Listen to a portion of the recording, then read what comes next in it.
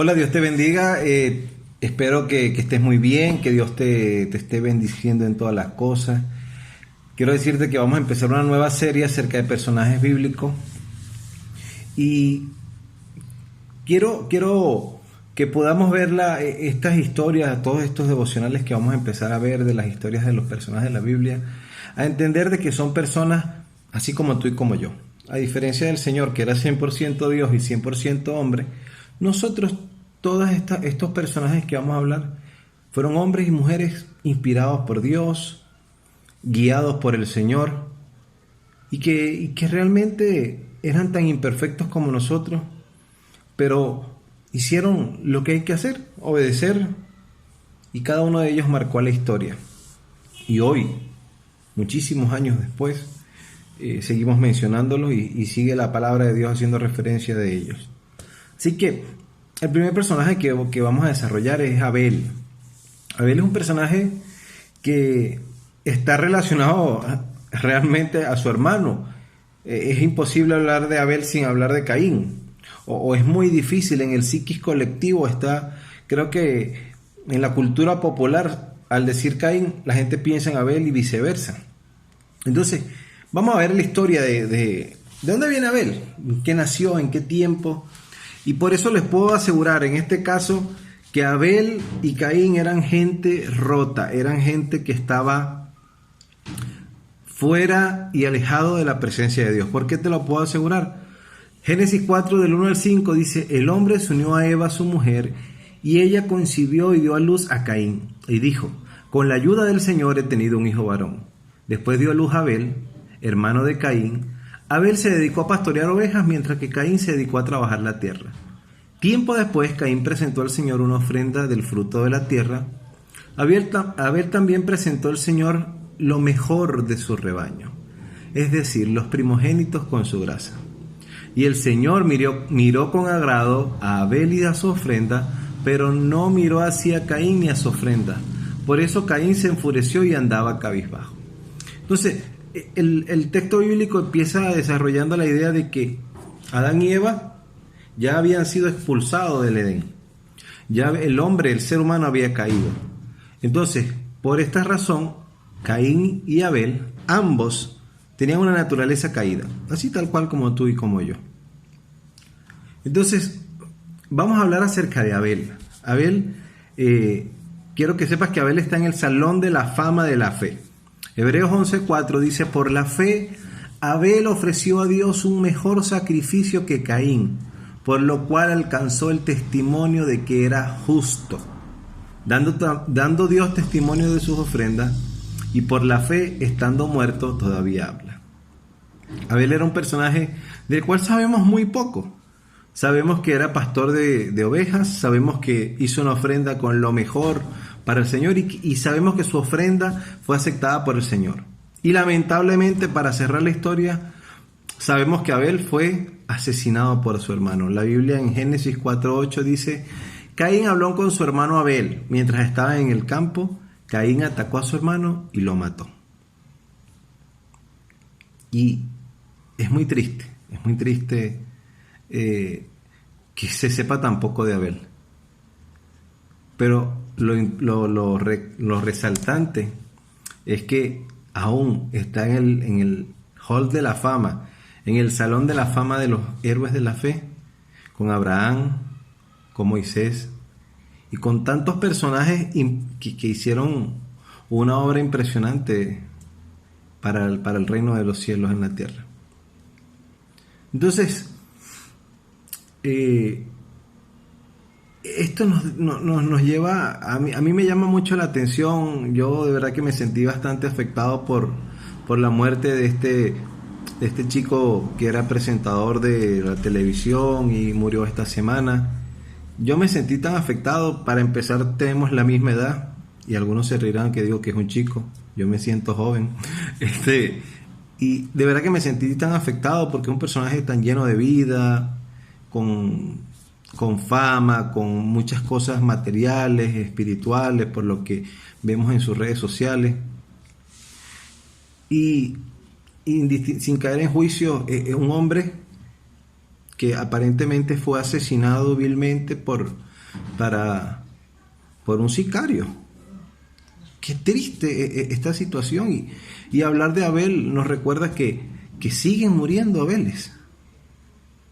Y el Señor lo dijo en Mateo 23:35. Así recaerá sobre ustedes la culpa de toda la sangre justa que ha sido derramada sobre la tierra, desde la sangre del justo Abel hasta la de Zacarías, hijo de Berequías, a quien ustedes asesinaron entre el santuario y el altar de los sacrificios. Y yo me imagino que esto es una palabra exponencial que se sigue ampliando, que desde Abel hasta los días de hoy van a seguir muriendo inocentes. Pero, ¿qué podemos tomar de esto? ¿Qué podemos tomar de esto? Que no importa cuánto tiempo pasemos en la tierra, no importa cuándo nos toque partir. Y dirá José, pero estás muy drástico, la vez pasada hablaste de la muerte, hoy estás hablando de la muerte. Yo creo que la muerte es parte de la vida y algún día vamos a partir y vamos a ir a la presencia de nuestro Señor, pero mientras estemos aquí tenemos la oportunidad de recibir la gracia, de tener una vida con sentido, con propósito. Y qué lindo sería que pasen 20, 50, los años que Dios nos permita vivir acá en la tierra y que podamos dejar un legado y podamos dejar la huella de Dios, que la huella que Dios imprimió en nosotros. La palabra de Dios dice que Él nos selló con el Espíritu Santo. Entonces, qué bueno, de alguna forma hay un predicador que dice, la salvación es por gracia, pero yo todos los días me gano mi derecho a la vida. Es una forma de él de comprometerse con el reino, de comprometerse con lo que Dios le mandó a hacer. Abel, un hombre del que tenemos poca información, pero que Jesús hace referencia como justo. El escritor de Hebreos dice que Abel es un hombre de fe, un hombre justo, y dice que el Señor recibió con agrado su ofrenda. Entonces, no sabemos cuánto tiempo pasó, pero posiblemente era un hombre joven. Entonces, ¿qué podemos tomar de esto? Que tenemos que vivir, que tenemos que disfrutar esta vida que el Señor nos dio, que tenemos que pedirle a Dios dirección para que esta vida tenga sentido, de que Dios no sea un accesorio, sino que sea el eje central de nuestra vida, y que cuando nos toque presentar la ofrenda a nuestro Dios, y no estoy hablando de dinero, estoy hablando de todo, cuando nos toque presentar todo lo que somos al Señor, nosotros sacar una sonrisa de nuestro Padre, nosotros marcar la historia alegrando el corazón de Dios. De Abel, les repito, es muy poco lo que se sabe, pero es muchísimo lo que se recuerda. Y el recuerdo que tiene toda la gente de Abel es que fue un hombre que presentó una ofrenda y fue agradable para Dios. Todo el mundo recuerda de Abel que era un hombre justo. Todo el mundo recuerda de Abel que fue asesinado por su hermano injustamente. Todo el mundo recuerda de Abel, y cuando digo todo el mundo es que está bien metido en la cultura popular. Abel dejó un grandísimo recuerdo, un grandísimo legado. Y quizás tú que me escuchas dirás, mi vida es tan aburrida, mi vida es sin sentido, mi vida pareciera un despropósito. Yo quiero hablarte de parte del Señor directo a tu corazón y decirte, Dios no necesita grandes cosas de nosotros. Dios necesita un corazón agradecido. Dios necesita, así como Abel, un corazón que quiera dar lo mejor para Dios. Y al final, esto va a marcar la diferencia en tu vida, en tu generación. Entonces, si tú sientes que tu vida no tiene sentido, si tú sientes que tu vida no tiene propósito, ahí hay un gran ejemplo.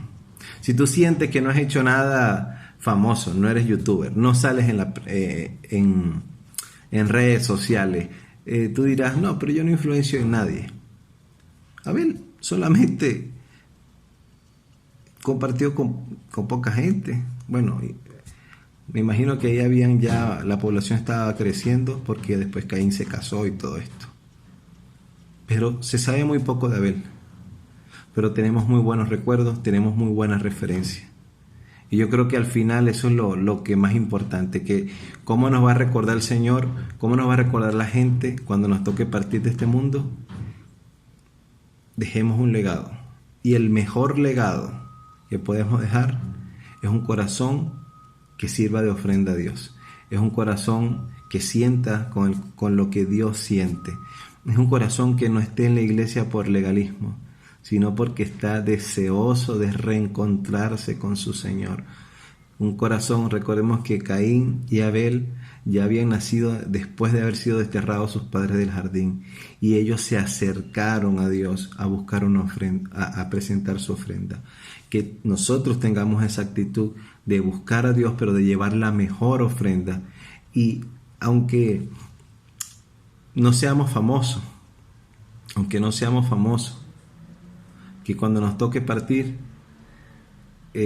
nuestra gente, los más cercanos, las personas que le podemos hacer influencia, digan: esta persona tenía una vida de ofrenda a Dios, tenía una vida de obediencia a Dios.